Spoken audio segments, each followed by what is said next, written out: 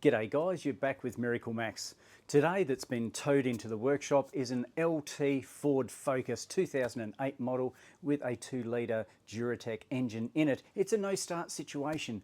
It's been bought in from another workshop. What's wrong with it? Let's check it out together. Max the mechanic is the man. You fix it all, yes he can. With a joke and a cheer, your car troubles disappear. I've been in contact with a previous mechanic from the other workshop, and they've left it in a bit of a mess. As you can see, they've pulled out the instrument cluster. They've done some work to that. There's trims, etc. pulled off down below. Let's have a look over the other side and look at that nightmare right there. Not only that, some of their precious CDs have been left out in the sun on top of the dash, and yeah, they're all melted, which is unfortunate. There's some good soundtracks on there. Unfortunately, that's the previous mechanic's problem. They have to speak to the customer about that. Just thought I'd show you guys of where I'm starting right now. But this is a no-start situation, so let's have a look at where we start. We've got the immobiliser light flashing off and on, which generally indicates that it's okay and that it doesn't have a fault, but early days yet. Now this might seem a little strange to you, but I haven't even turned the key yet. You can see the fuse cover's been taken off there by the last guy, but I want to check the battery. Look, the battery can be responsible for all sorts of weird things, so I want to do a battery test on it. I haven't even turned the key, as I mentioned. I want to make sure that the battery is in good enough condition before I go ahead with any further testing. I wasn't aware that this was a no crank situation, so I'm going to have to go a little old school with my battery testing. You can see here 12.14, that's a little bit low. Hit the go button and it says that it's good and it needs a recharge. I'm not surprised there. State of health 79, 25%. I'm sure this guy's had lights etc. on, so I need to hook up my battery stabiliser. So using my battery stabiliser, I'm now pumping in 13.4 volts with constant voltage and amperage that can go up to 100 amps, I believe it is on this one. So I can do all my testing confidently now without worrying about any ECU failures or anything along those lines. As soon as I turned on the ignition, this guy went crazy. I'll turn him off and on again, and lights were flashing, and there you go. So you got your mobiliser going crazy, engine system fault, fuel computer data error, etc, etc. But if you give it long enough, it'll actually settle down. I've done a full system scan as well. The last guy couldn't do it, but I went in through a different way. I went in through Ford EU, and that gave me the focus area that I could work on. So let's have a look at the scan tool and see what that's offering us. Okay, after a full system scan, you can see that our instrument cluster, our ABS is playing up, but our whatever that guy is there, that's in the green, so that means good. Now this guy over here, the IC or instrument cluster, is classified as the gateway. In other words, these guys speak different languages. Over there, most likely CAN. Over here, mid-speed CAN, as you can see written down the bottom here. I'm clearly not concerned about my mid-speed CAN because we've got communication here. Don't worry about these greyed out ones. They're most likely modules that aren't being used for this particular model. So I can see that we have some issues over here. Looks like we have some form of communication because we are communicating with our ABS, but we're not communicating with our PCM. And let's have a look and see what it actually says. So we've got our bus fault. I certainly expected that. Invalid configuration data received. Instrument cluster. Fuel sender short to ground. A bus fault, obviously. Invalid data, invalid data, invalid data. So it's interesting here that it says that there's a short to ground. Whether this is creating faults in this area as well, I don't know, but we certainly have a bus fault that I need to address. Fun fact, you have a look at the dash here, you can clearly see that I've got the ignition turned on, but let's have a look at what the scan tool says. Regardless of how many times I cycle the ignition, turn it to off and then back on again, it keeps saying that I haven't turned it on. Might be a bit of a clue. And there's no live data available either in the instrument cluster. So regardless of what we have here, I have now live data. I didn't have that a second ago.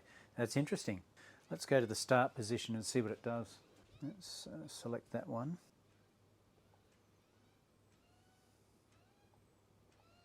Start position, no.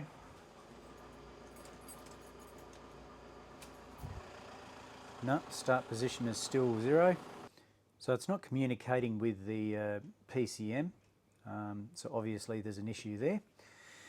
I still think it could be through the instrument cluster.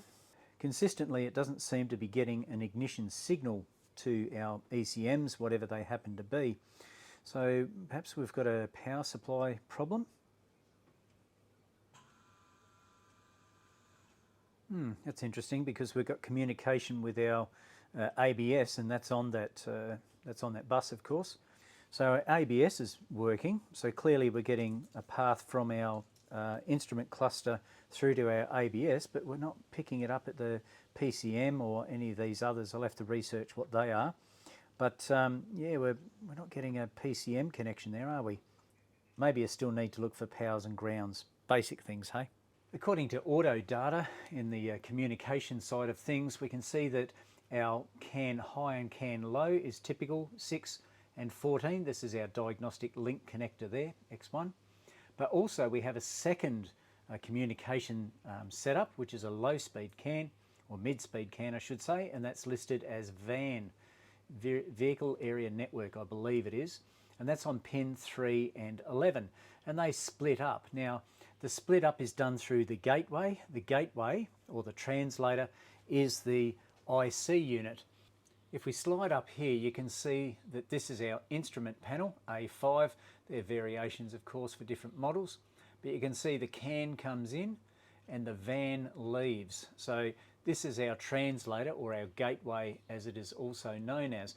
So this might be the guy that's screwing things up, although we do seem to have translation coming down to the ABS. So we're getting communication over via our CAN network. So our CAN network is okay. I can certainly check and make sure it's not distorted in any way, but our PCM is not picking up that signal at all. We're not communicating with the PCM. So we have a bit more of an issue than just a communication fault. The PCM doesn't appear to be working at all. There's one tool that I use that makes this a lot easier. I don't even have to hook up my oscilloscope. I will, just to show you guys, but I don't need to. Check this out. It's called a breakout box. So at the moment, I'm connected to my DLC back that way, and that guy there goes to my scan tool. So this guy is in the middle. See all those pretty flashing lights? Well, they're indicators that there's communication taking place. If we have a look at pin number 6, pin number 14, that's our high-speed network, and there's certainly communication taking place there. Pin 4 and pin 5 are grounds. They should be solid. Yes, they are. Our mid-speed is on pin 3 and pin 11. That'll read a different message, of course. That's mid-speed compared to high-speed network. And we've got a good positive here. So we've got all the essentials, but something's happening with our PCM. Another good thing about my breakout box is that I can hook up to my oscilloscope straight into these banana connectors here. And I've got high speed, the low section of high speed, and the high speed side of things. So pin 6 and pin 14 over here. And of course I need ground. So I'm using the chassis ground and signal ground. Technically I should use the signal ground on both, but I don't have a piggyback on that. Let's have a look at the waveform. Okay, this should be the waveform that we should expect. This is what I'm looking at on my oscilloscope. And let's have a look when we actually fire it up. See if it's distorted at all, or if it looks okay. And you can see there, I might need to sort out my trigger. Hello trigger, where are you, mate? Bring you up here somewhere, just so we can catch you in the middle, like that. And look at that beautiful, healthy CAN signal. I can see that there's nothing wrong with my CAN signal there whatsoever. Let's just stop that for half a sec, and let's bring down our rulers. So the high speed should go from 2.5 up to 3.5, I think it is. Yeah, something along those lines. I hope you're getting this. And our low speed should go from 2.5 down 1.1, something along those lines. Okay, so the differential between the two should be about 2.5 volts. Okay, let's have a look at our mid speed. While this is a little bit different from our other guy, our high speed, I'm happy with that. Look at it. It's I might just stop that and admire its beauty. So it's not a communication issue. Everything is communicating, but our PC is not happy to talk. Is it a power and ground? That's our next check. Just doing some testing in the engine compartment fuse box, and I found something interesting. Now all these fuses, of course, are listed They're numbered and they have their little amperage written on them, of course. Now what I want to focus on is this little guy right in the corner. Hang on, let's see if I can zoom in. Now have a look at the other ones. 10, 10, 10, 10, 10, 10, 10, 10, 10, 15 and what's that? 3. That's kind of weird. It says fuse 30. So if we get our owner's manual, that's right, the owner's manual, and just have a look at the fuses, you can see 20, 20, 20, 10, 10, 10, 10, 10. And if we have a look at fuse number 30, that controls our engine control module. Should be a 10 amp fuse. What did we see there? A 3 amp? No, no, no. And so I'm not sure if someone's fiddled with this or the book's wrong or something, but this is definitely correct according to what I can see. Look, I've never seen a 3 amp fuse in an engine compartment fuse box. Usually they're higher amperages, and as you can see over here, we've got quite high amperages, 60, 80, etc. 30, 40, they're fusible links. We come down to our fuses. They're all 10s except this 15, which we saw in our book over there. We've got this dodgy 3. Could this be an issue? Has someone been in here and done the old switcheroo? I'll pull it out and check it out because it's got power across it, of course, 3 amps, but nothing's working. Not that I was expecting any miracles to take place, but I do feel safer having that 10 amp fuse in there. I was feeling around here and touching stuff, and this relay over here is actually quite warm. Now, look, I know the ignition's been on for a little while, but this was actually quite warm. So I'm going to pull it out and put a relay tester in there just to confirm that it's actually opening and we've got power going through it. I've just done a quick voltage drop test with my multimeter to make sure that that relay switch is okay. So I'm confirming, I've got an earth over here somewhere. Where is he? There he is, over there. And I'm just confirming that I have good voltage or connection, and I have 13.4, which is what my battery stabilizer is putting out. And the beauty about these little testers, or they put out by Lyle, I think. I'll probably put a link in the bottom for you. These guys are great because you just pop your, so you just yank that fella out there, you've got the relay sitting on top. Come on fella. And then that fella just gives you a nice bit of extension so that you can do your testing. And they have the connectors out the side here, as you can see. That makes it super easy for testing. Have a listen. So I know the relay's working okay. Here's pin 30, pin 87 right next to it. They're the guys that I want to check. So pin 30 will be my power going in, and I'll check 13.4 and 13.4. Okay, so this relay here should be okay. It just had a bit of warmth attached to it, and I just wanted to double check.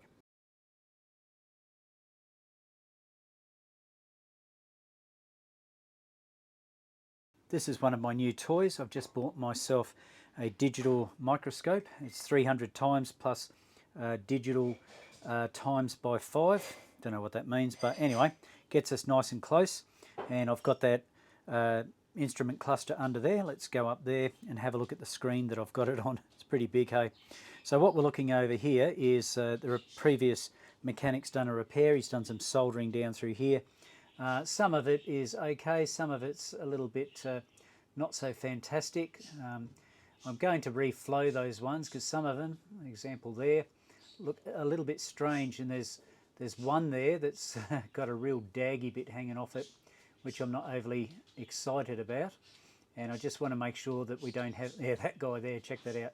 So I want to make sure that we have all our connections correct, and then I can start chasing continuity between terminals. So this is the amount of solder that I've removed off the main connector, which goes up here, of course, there. Once I was cleaning this mess off here, I noticed that a couple of these capacitors have been shorted across with a dodgy bit of solder.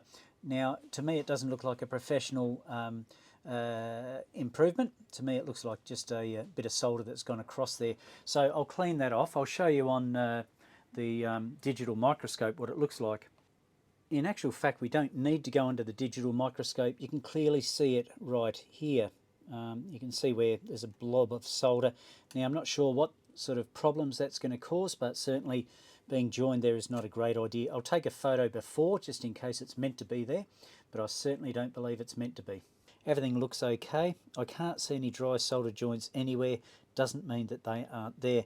So I'm just going to pop it on the vehicle now, as is. It doesn't matter what it looks like. and see if the vehicle starts.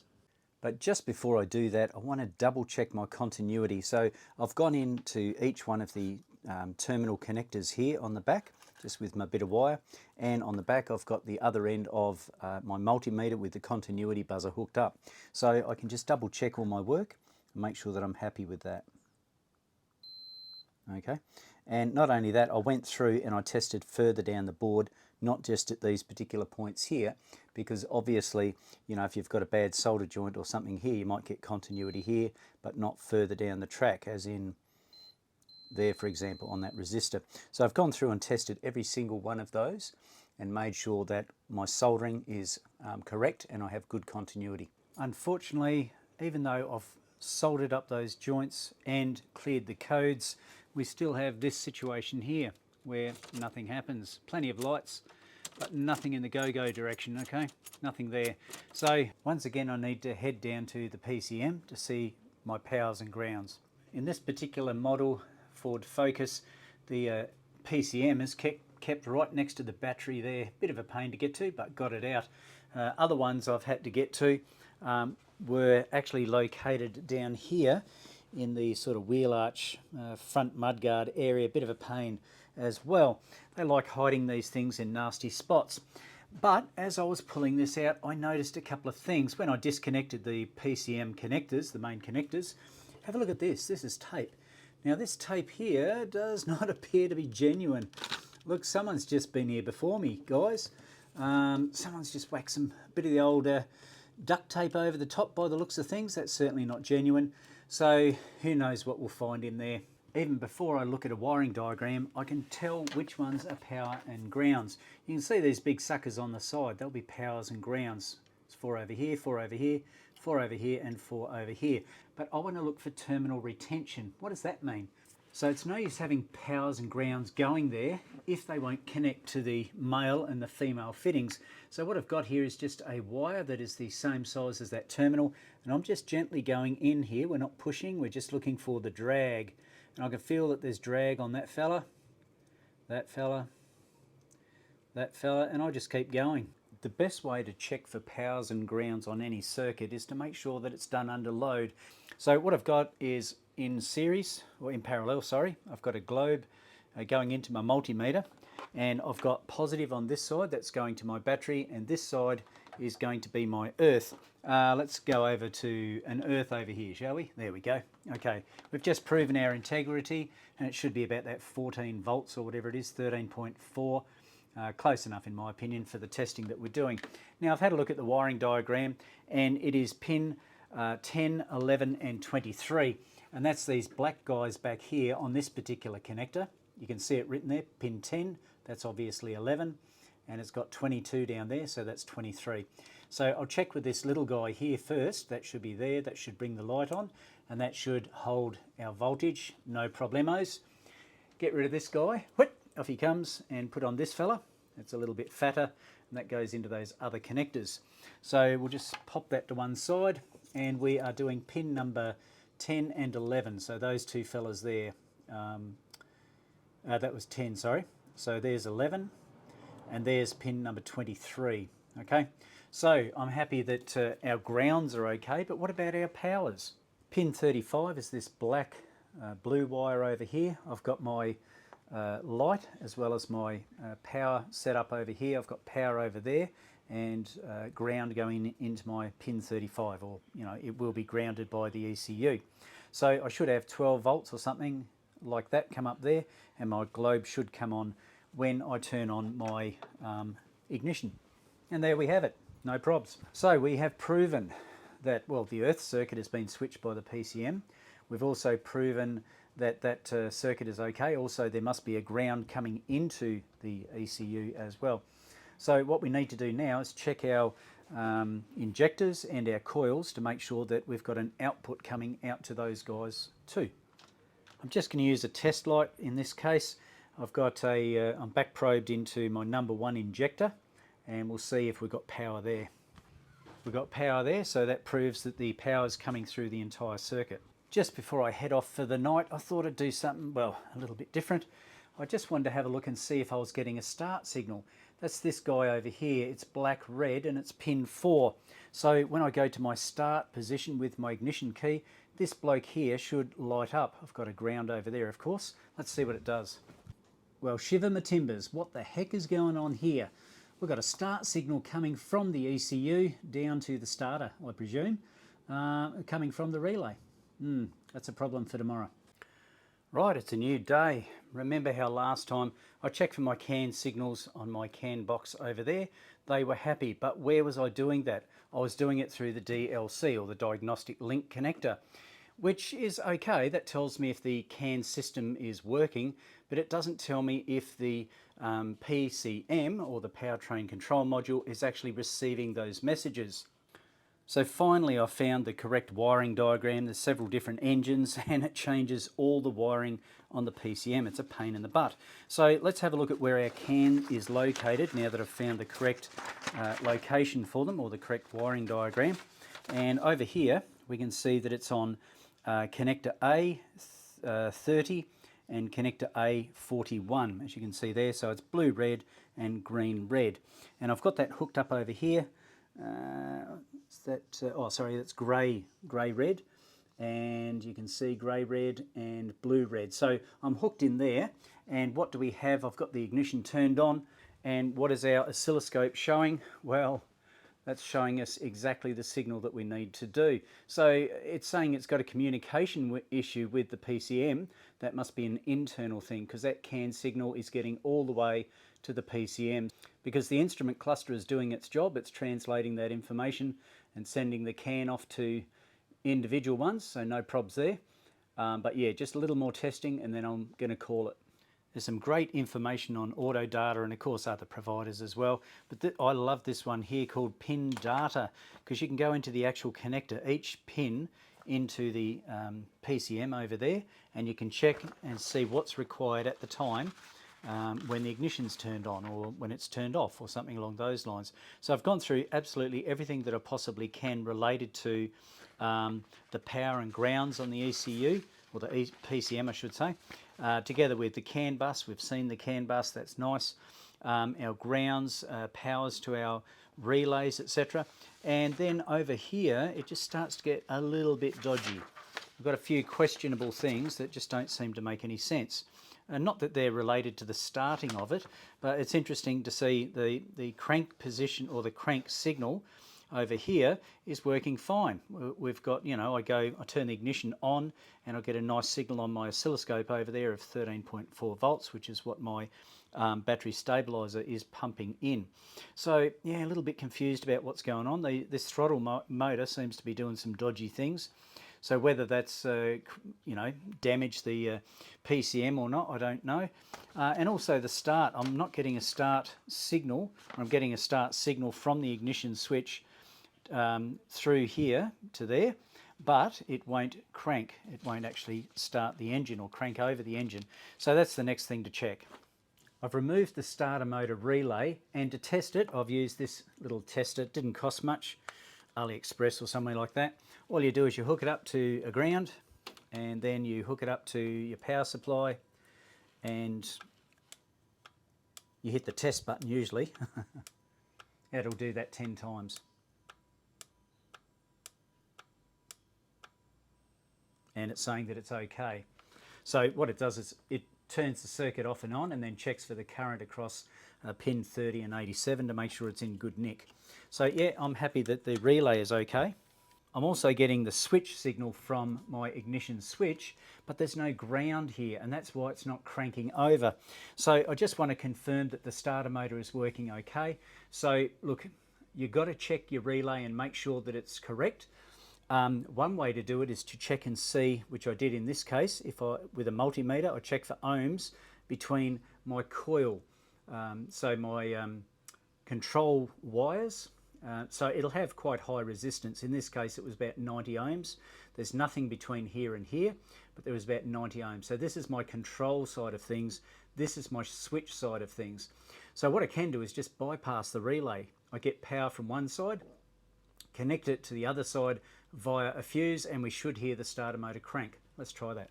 The switch side is my 30 and 87. So all I'm going to do is bypass this across to this, with a fused wire. As you can see here, I've got a 15 amp fuse in there, and I'm just going to go from that bottom one down there,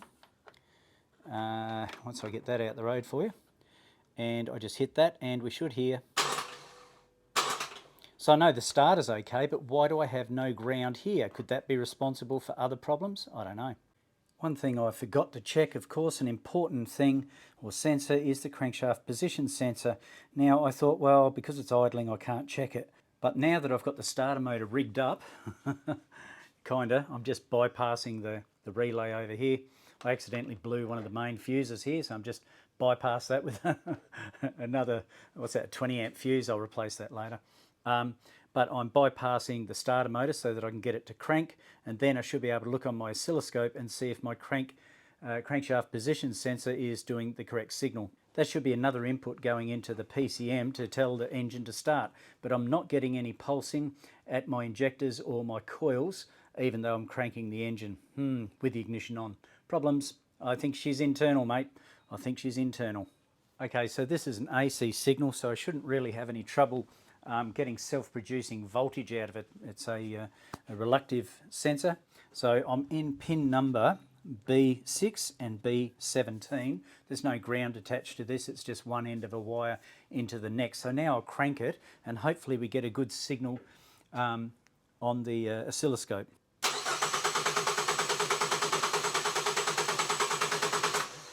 Right, now the important thing is this fella right in the middle, that missing tooth. It's actually got a really, really good signal. But as you can see, we've got this waveform, nice waveform going up and down, and we've got a missing tooth, and that's typical of what you'll find. So if I keep going back through my waveform, we'll continue to see that pattern forming, and there's that missing tooth, and cruise along, and there's that missing tooth, etc. So look, the crank angle sensor is producing the signal needed to go to the PCM. I'm checking at the PCM itself, so the information is going to the PCM to get the thing started. But also, why am I not starting, like getting a crank signal out of it? Because I'm getting a crank signal going into the PCM as well. All the data is telling me that this PCM has got an issue, so I might have to speak to the customer about it, hey? I've just spoken to the customer about the options that he has about repairing this here beast. Honestly, I've done all the testing that I can possibly do, and now it's got to be sent off to the specialists. I'm going to send off the instrument cluster, I'm going to send off the PCM, I'm going to send off the ignition key, and of course the key reader as well. That way they can put it on their test bench and they can isolate what the fault is and repair it. So 2 to 3 weeks, X amount of dollars, a fair amount of money, but the customer is more than happy with his vehicle and he just wants it repaired. So hopefully in 2 to 3 weeks, I will catch you shortly. We're back on the Ford Focus ECU problem, and yes, I was correct in my diagnosis. It was actually a PCM fault, as you can see over there. Huge shout out to Josh at the, where are we? The Automotive Clinic over there, and Repair Clinic as well. So he does the diagnosis of PCMs, instrument clusters, the whole works and jerks, which is fantastic. So he's been very, very helpful to help me to correctly confirm my diagnosis. He's even been able to source a PCM for me because I couldn't find one. Another thing he did, which was nice, he knew my interest in electronic stuff. He was able to give me a picture of the testing procedure that was done there, and we had 5.113 mega ohm in the CAN line, which is absolutely no good. We should have, if it's an internal terminating resistor, we should have about 120 ohms, which I've hooked up the new one here, and my light has just gone out. You'll have to forgive that one, hey. As you can see over here, we have 120 ohms roughly, which means there's a terminating resistor into the PCM. This is our new PCM, and I've hooked it up according to my wiring diagram over here, which is pin A41 and pin 30 or A30. So I'm happy with those results. So now I can just stick them in, do the linking of the system together, and hopefully get this Ford Focus up and running. So now I have the PCM installed in the vehicle. I have the instrument cluster installed, and also the card reader that I had originally pulled out as well. So guess who's back to have a chat with us? that little guy right there, and his name is PCM. He was greyed out before, communication issue.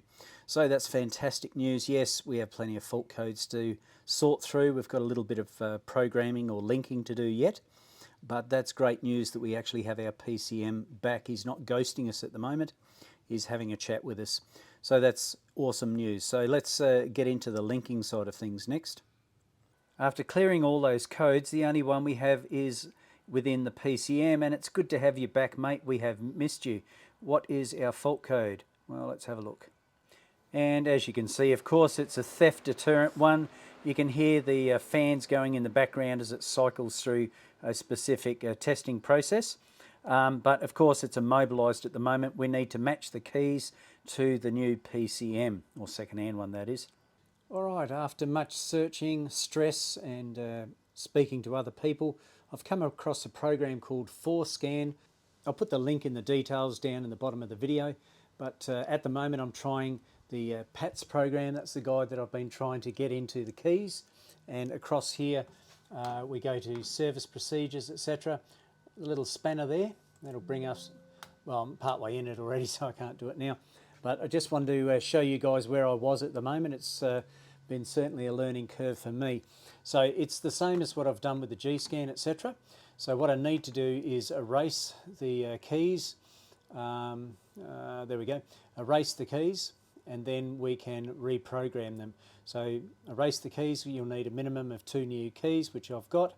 Then we can do a module initialization after that, after I've programmed those keys. So I'll go ahead with that, and fingers crossed we've got everything sorted. I'm going to erase the key. FORScan can generate an encode for you. Would you like that now? Yes, I do. And I'll probably need to take a photo of that as well. We can see the bar across the bottom slowly coming across. We've got, what have we got, 2% at the moment. Looks like it'll take a little time, so you'll just have to be patient. Or what you can do, or what I can do, is edit the video for you.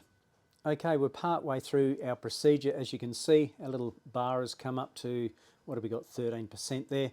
It says now that we have erased our keys, so the programming of those keys, or the codes inside the keys, they have been erased from the, I think it's the PCM.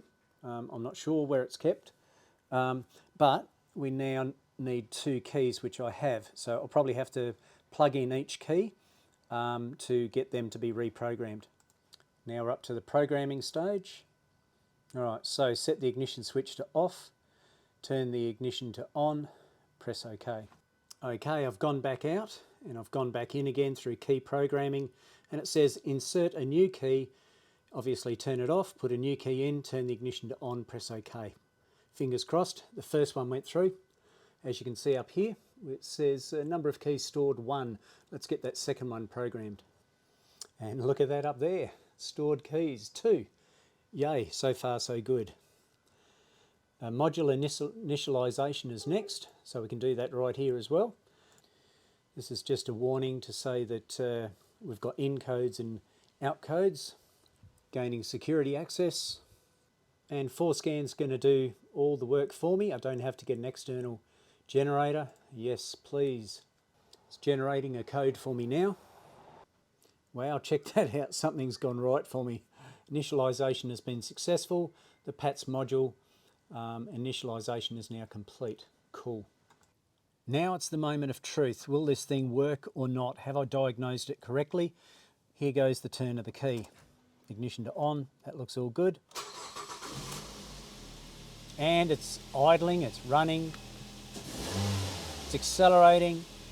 Just what you expect from a Ford Focus. This is good news. It means that I've diagnosed it correctly, but I've also been able to add another skill set, a little bit of programming in there as well, and linking, so I'm pretty happy with that.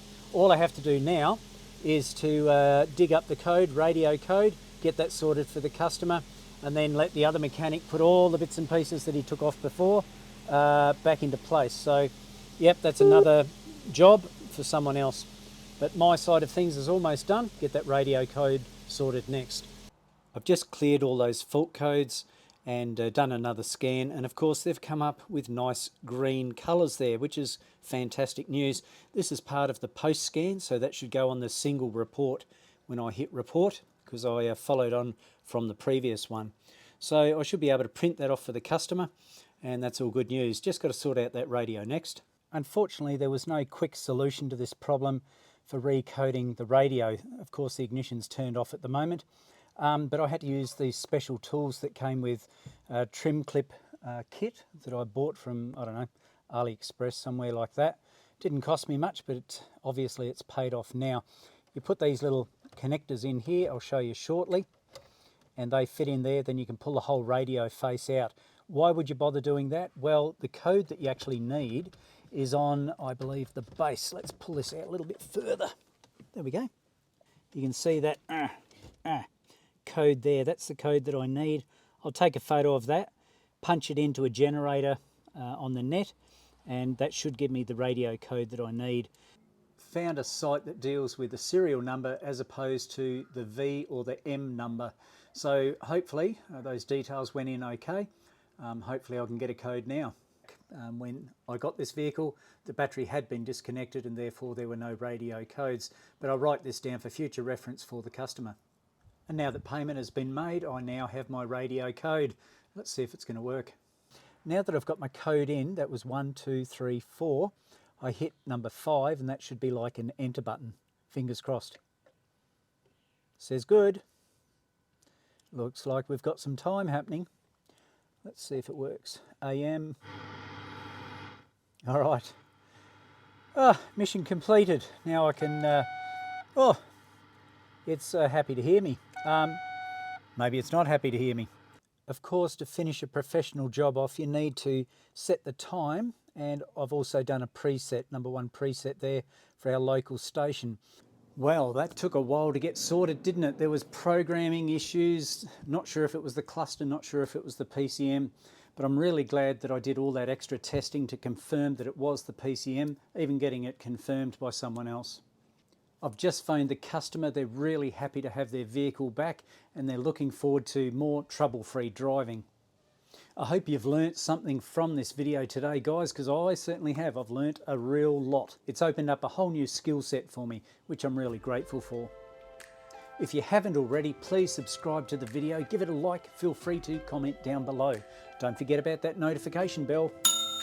You don't want to miss any future videos. Hey, you can catch up with us on Facebook as well as Instagram. So guys, until next time, this is MiracleMAX signing off. I will catch you later.